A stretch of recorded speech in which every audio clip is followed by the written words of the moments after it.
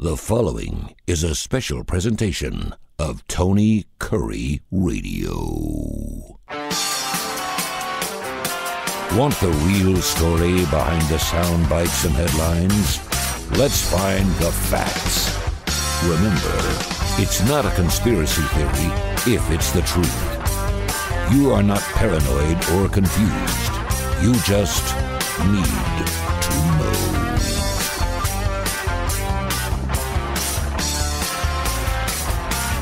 Welcome in, everybody. Happy New Year to each and every one of you.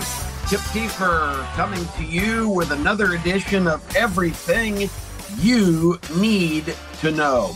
And we are back in Birmingham after our extended trip to Las Vegas. Got caught up in all of the Southwest collapse, and that's a subject for another day. We're not going to spend a lot of time on that.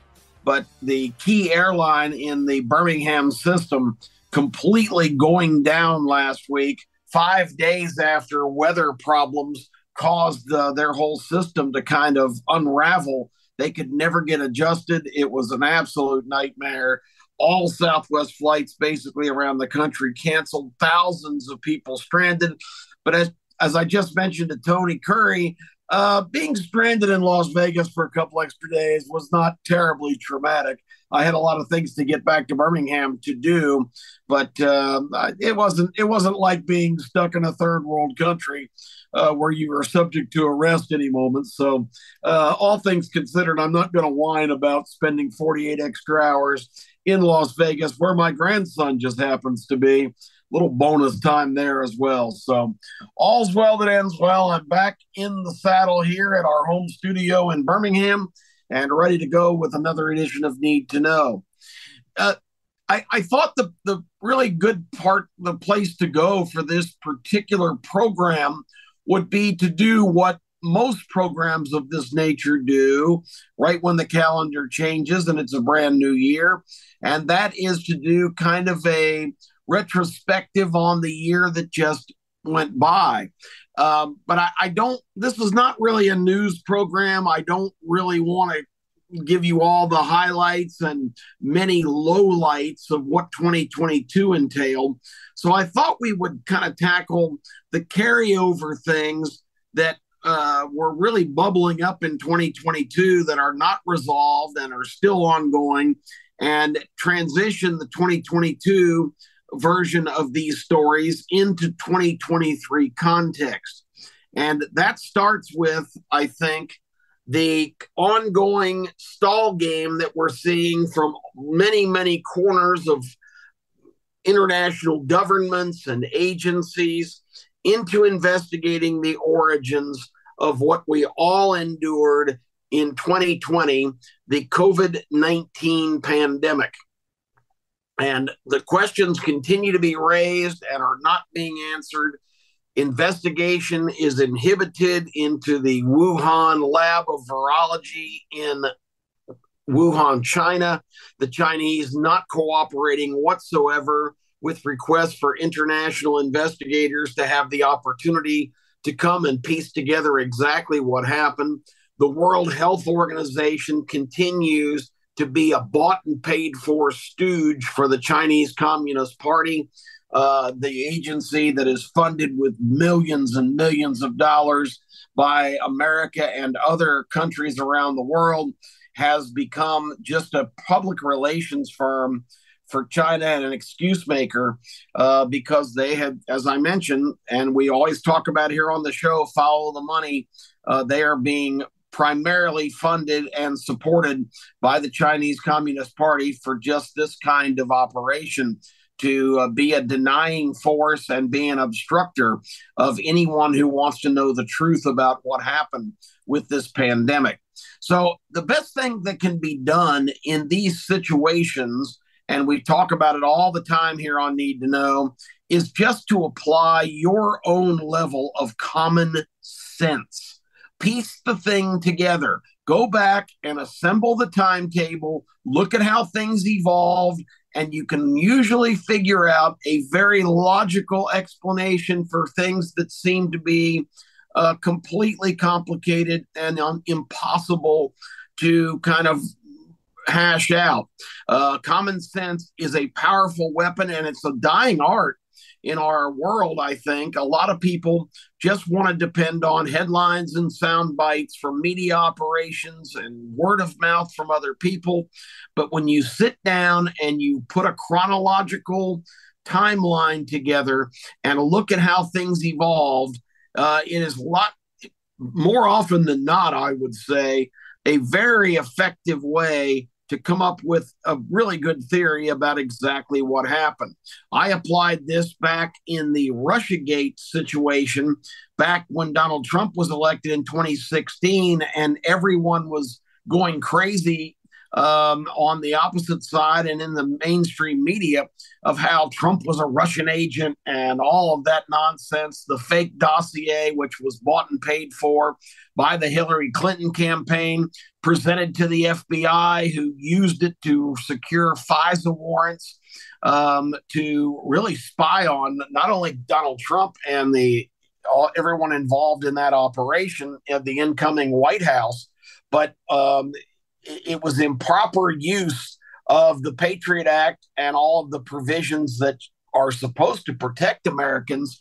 And it was just an insidious story. Plus, you had the unbelievable testimony, unintentional testimony, albeit, from Peter Strzok and Page, his co-worker at the FBI, and paramour. They were having a torrid affair at the time, Lisa Page, and they texted back and forth on government phones that were subject, of course, to being recorded and released at a future date, and just unabashedly talked about how awful everything was, and how, I remember there was an exchange between Lisa Page and Peter Strzok. She says, please tell me Donald Trump can't possibly become president. And Strzok's response, the chief investigator for the FBI, supposed to be law and order and not biased, said, don't worry, we'll stop him. He went to a Walmart and texted, I can just smell the awful Trump supporters here. This was just an absolute play-by-play of everything they did to try and upturn the apple cart. And it was all released so piecemeal that the only way to really solve that, and that was back when I was doing Monday through Friday talk radio, I went back and did what you kind of can do in anything, just started putting the pieces together in chronological order, not in the hodgepodge of order that we received the information. And it was glaringly apparent what was going on, that all of the things that we read about and heard about and spent over $50 million for the Mueller investigation, which turned out to be a complete joke. It was like Colonel Sanders hiring a group of people to investigate chickens. It was not going to come up with anything favorable for the Trump side. And yet there was no evidence. It was all contrived. It was all proven to be total BS. And 2 years before that happened, on my radio program, along with my partner, Terry Quillian, we completely blew up the whole theory of Russian collusion in the election and all of the things that the Trump administration was being accused of, because it was utter BS. It was just not true. And the same methodology works here as we approach the origins of COVID-19, which caused not only countless deaths of many people, not just here in America, but around the world, but it also caused complete economic and societal destruction. We may be recovering for a long time from kids not being allowed to go to school, trying to catch up now academically. The latest reports on our children, are really startling, of just how non-proficient they are in reading and math. And these are all ripple effects of what happened in 2020, when everything was basically shut down, locked down. And again, the economic impact of millions of people losing their jobs and their businesses and their opportunities, and basically turning to manufactured money for relief from the federal government. It's plunged us into debt that we could never have conceived before. And so the implications of what happened, and of course, the one to not devalue and the one to emphasize is the just tragic deaths of many people before their time. It may be the worst thing in the history of this planet in terms of in the civilized era, where we've had just this cataclysm that has completely altered the course of our past and our future. So with all that said, I started to kind of piece together in chronological order everything that happened leading up to this. And you've got to start with thinking back to 2019, the USA under the Trump administration. And I understand that people didn't like Donald Trump. He wasn't presidential. He was combative, and he tweeted, and he was just arrogant, and all the different labels. All that's fine. I get accused of being a, quote, Trump lover, unquote. I have no affection or love for Donald Trump, but I have great respect for the fact that this was a businessman who came in to a swampy, just completely diluted system of self-entitlement and everybody pulling their share of money from the pie. The priority not on the American people, it was on the federal government itself, and it is going on now on steroids with this previous administration.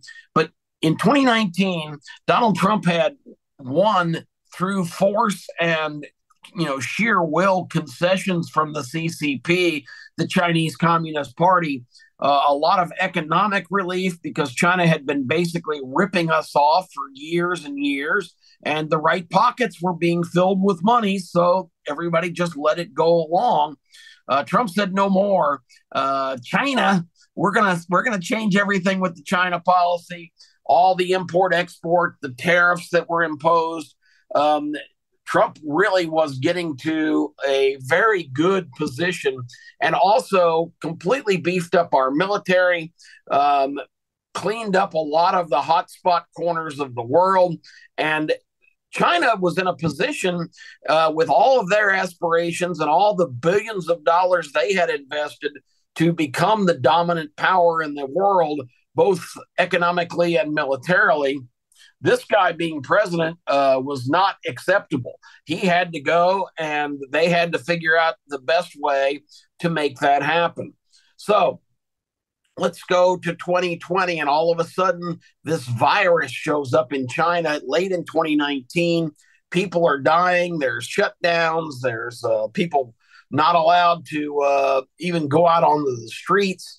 And of course, that quickly started to spread around the world, and it would have spread a lot more. But Donald Trump stepped up at the end of January and did something I think that shocked the Chinese, the World Health Organization, and certainly the left-wing progressives here. He immediately, on January 28th, 2020, imposed a travel ban that kept people from China to enter this country under any circumstances. And that cut off the flow of people carrying this disease to our country. And of course, just weeks before that, we had seen our first cases, and then it exploded in February and March to the point where everything had to be shut down. But if Trump had not taken that action, who knows what would have occurred, because I think that was totally unanticipated by a lot of the public. Not the public, I'm sorry. That was unanticipated by a lot of the people that were perpetrating this thing, which originally was claimed to be just a run-of-the-mill aviary corona disease caused by bats in China. And it didn't take much investigation or common sense, once again, there's that term, to determine that this is a clear product of extensive research being conducted at the Wuhan laboratory in Wuhan, China, at the Wuhan Institute of Virology. And this was gain of function research. Now, you hear that term all the time, and if many of you were like me, you heard it over and over and over, but it's never explained. Gain of function. So for those of you who still don't know what that means, I'm going to do my best here to try to define it for you.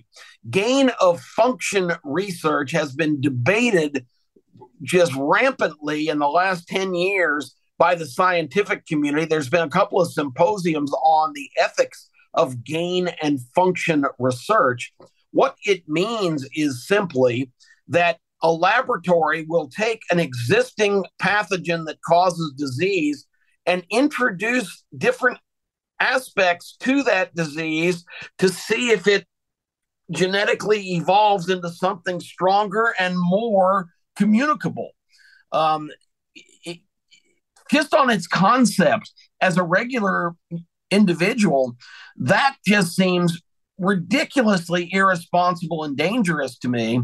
And this particular strain that became COVID-19 was a SARS disease, basically, that they were tinkering with by adding certain proteins that were known as spikes, because these spikes that were being merged with the existing pathogen allowed that particular invasion of disease cells to latch on to human cells with these protein spikes. And it's way above my pay grade and my understanding of exactly how they come up with that.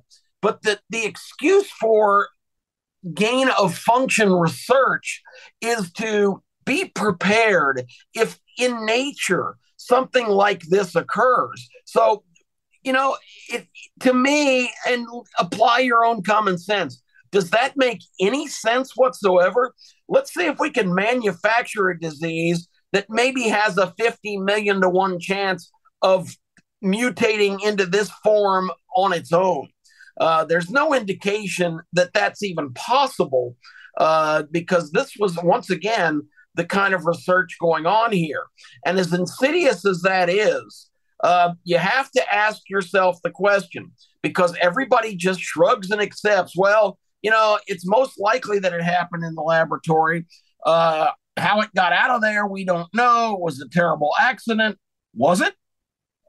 Again, in our open of our show, we say it might not be a conspiracy theory if it's the truth.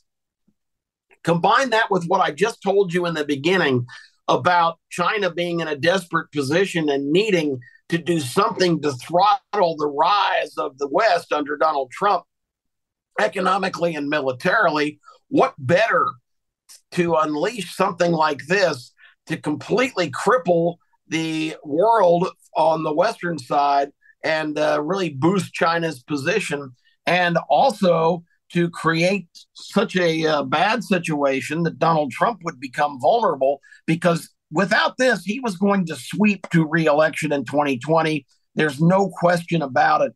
Everything was going very well in the country, despite the fact that he was still looked at unfavorably because of his boorish behavior. And there's no question that this is just part of who this guy is. But the bottom line is this accomplished a lot of things. I remember back, and those of you that are unfortunate enough to be as old as I am, remember back in the 70s when we were kids, there was always a lot of rumors that, okay, the Cold War is toned down some, the use of nuclear weapons not as likely, but the new scare was biological warfare. That was the term used all of the time.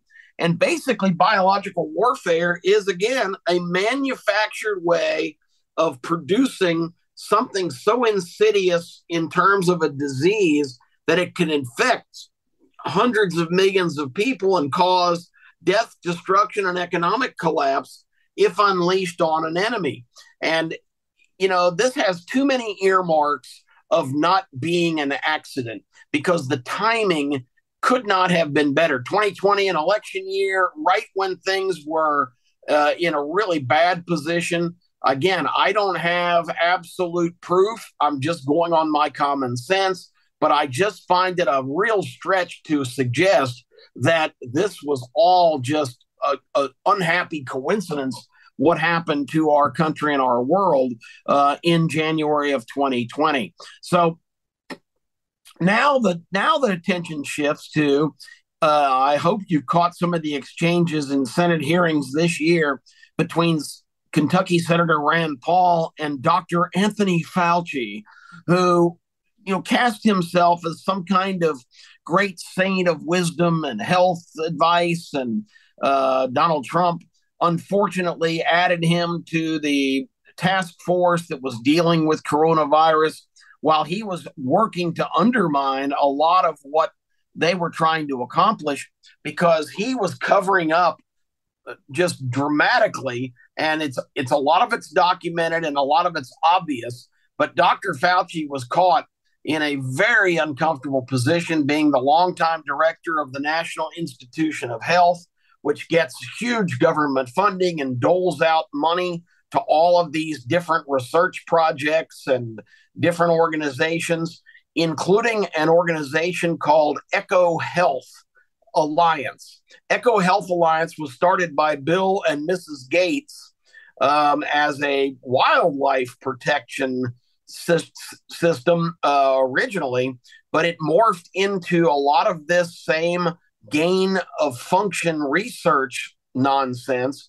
And Fauci and the National Institute of Health gave huge grants to the Eco Health Alliance, who has been documented, and it's proven that they hired the Wuhan lab of virology in China to do this kind of research on potentially harmful diseases to humans and animals. So your taxpayer money, and this is the saddest irony of all, your taxpayer money very likely, almost certainly, caused the virus that swept through the world and killed so many people and caused total economic collapse and long-time societal problems that we'll be recovering from years, because these people, paid money to fund this research, and it's absolutely irresponsible, inexcusable, and just disgusting that this took place. There's really no other conclusion to come to. This is what happened. It's just too obvious, and people don't want to believe it, so they just kind of deflect their thoughts in other directions and blindly accept with a shrug and a shake of the head, well, this was probably just an accident. I don't think there's much dispute now that the bat theory was total BS. If you remember, right when this happened, before Trump imposed his ban on people coming in from China, the World Health Organization, which I told you in the beginning is basically just a stooge for the Chinese government, they said there's no need. It reminded me of Kevin Bacon in Animal House, where all is well. The World Health Organization came out and said there's no evidence that this is transmissible from person to person. Dr. Fauci echoed and parroted those exact same words in the weeks leading up to Trump banning travel from China, because as it spread in China, it was obvious that was total BS, and how any responsible health official could say there's no evidence this is transmissible. Are you kidding me? People were getting it in droves. And I've heard people say, well, the Chinese wouldn't have unleashed this on their own people. Oh, wouldn't they? There's over 1 billion people in China. When Mao Zedong took over and imposed a communist system in China in the 50s, there were millions and millions of Chinese deaths from the nationalization of all industry. People ran out of money, starved to death, died of exposure. If you don't believe it, look it up. You'll see that Mao Zedong, in his earliest years at the controls of the Chinese government, converting it to a communist system, was responsible for millions of Chinese deaths. So there's lots of precedent. Joseph Stalin, when he took over as the Russian dictator with the death of Vladimir Lenin, same thing in Russia as they seized everything in the country and led to people being desperately poor and unable to care for themselves. Millions of deaths in that Soviet system, in addition to anybody that even was halfway opposed to their style of government was executed. Easy way to get rid of derision just by eliminating your foes. China to this day has the worst record of human rights. People were protesting in the streets recently on the imposition of new lockdowns because the corona disease keeps reverberating throughout their own country. But I don't think, looking at the history from a common sense perspective, that the loss of hundreds of thousands of Chinese citizens is going to be a deterrent for China's CCP, the Chinese Communist Party, to hold off on their master plan here to impose this misery on the whole world and get their position back, which has succeeded. That's a whole nother subject with the Biden administration. As you recall, Hunter Biden picked up a $1.5 billion investment from the Chinese Communist Party, despite the fact that he had no history of being a successful investment operation or expert. They just said, hey, yeah, Hunter Biden, yeah, I think you'd be a worthwhile guy to give $1.5 billion to, after flying over on Air Force Two with the Vice President of the United States. Of course, other documentation shows us that the big guy always was cut in for 10% of whatever they got. And Hunter Biden relentlessly complains in his correspondence with others and different things that he says, looking at the camera, of how he always has to take care of pops. And pay for a lot of his expenses and his upgrades for his houses and all that stuff. So, I mean, the pattern is there. Again, if you look at it from common sense and don't just accept the narrative, there is a heck of a lot of evidence that what happened to us in 2019 was not necessarily an accident. And the fact that there's such resistance to investigating all of this is the most compelling evidence of all. So that's the big deal coming into the year. I hope with a new Republican House, there can be inquiries into all of this, and we may be able to learn some facts that we don't already know. But by the ones that we do, I hope I have made a compelling case to at least stimulate some thought in your mind to not just blindly accept what you are spoon-fed and expect to swallow. You need to do your own research, your own thinking, and reach your own common sense conclusions. I've gone a lot further time-wise here on this subject than I intended, so we're just down to another minute or two. I do want to say that the other carryover, of course, is this border situation where an estimated 12 to 14,000 people a day are crossing our southern border. This is something that's got to be put under control. Do you know, in the $1.7 trillion omnibus spending bill, which we talked about last week, another term that nobody knew what that was, it basically is an orgy of spending for everything that they want to not only fund in the government, all those agencies, all those departments that make the decisions every day that really dictate and define our lives, but they also have billions of dollars in discretionary spending to all of their constituents. But the real thing that's absurd about that, there is billions of dollars being spent on other countries reinforcing their borders so they don't have problems like Ukraine, and protecting their sovereignty. What about American borders and American sovereignty? These people are not desperate refugees coming from horrible situations. A lot of the countries they are coming from are horrible, but they're of their own making. These are people that are being bussed through Mexico, a lot of times flown to the Mexican peninsula from all over the world. They have cell phones that are issued. They're wearing headsets. These are not desperate, bedraggled people coming in that have walked thousands of miles. These people are being transported and paid for to come here and recruited to come here because this government needs to have a whole new voting bloc. The intention is to get them in the country, have no other option except for find ways to give them amnesty and citizenship and create a whole new dependent class, because the Americans that they have relied on for so long are starting to get hip to the trip that they're just pawns and are never going to be able to advance their security and economic well-being by just completely adhering to the party line of let the government take care of you. So that's the other big carryover. I was going to talk about election situations, but we don't have enough time, so we'll carry that over to next week.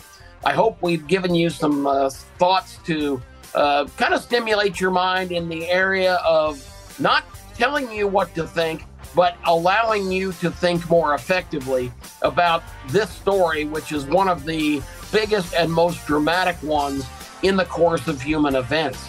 The COVID-19 pandemic. There's a lot of explaining to do, like Ricky Ricardo used to say to Lucy, and I want to start hearing some of those explanations sooner than later, and I hope you will join me in that desire. We're out of time. I hope that you enjoyed the program. We'll be back next week with another edition of Need to Know. This has been a special presentation of Tony Kurre Radio.